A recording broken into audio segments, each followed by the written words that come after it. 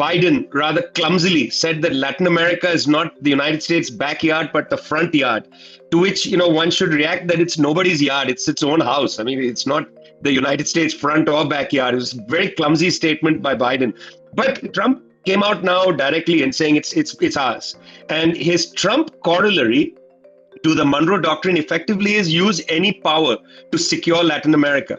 Because if the United States doesn't secure Latin America, forget about dominion over the rest of the world. There is a sense that from somewhere around El Salvador, all the way right down to Argentina and Chile, the US is pushing hard to consolidate power. And in fact, it's a realistic option because the center left has almost collapsed in Latin America.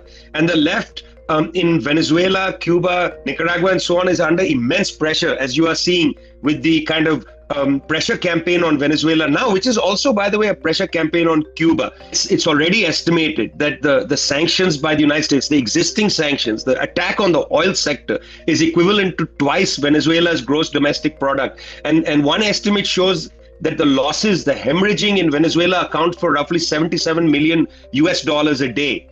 Now, that's a lot of money for a relatively poor country like Venezuela. And the humanitarian impact is grotesque. I mean, this has hampered food and medicine extremely, hard.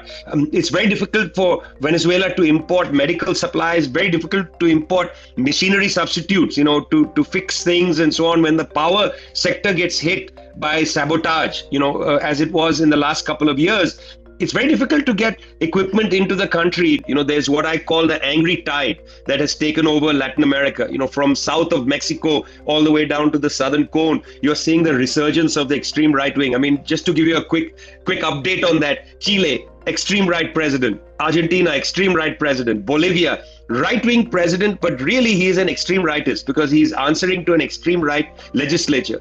Brazil, okay, it's Lula, but the Chamber of Deputies, extreme right-wing, Bolsonarista, Lula is extraordinarily constrained in what he can do. You go up the Andes, Medea, it's one right-wing country after the other. Noboa, Ecuador, Peru, you've got the next election in Colombia. If Vicky Davila, who's extremely popular journalist, comes in on the right, Ivan Cepeda, the candidate of the left, has got no chance, in my opinion. I don't think Gustavo Petro's legacy will be cemented. And then you enter the Caribbean, you've got a prime minister in Trinidad and Tobago, Kamala Prasad, who's gone completely to the right, pro-Trump to the extreme. So where's the support for Venezuela in this? I mean, it's not happening in Latin America, sorry to say. That whole pink tide has become an angry tide. It's not there.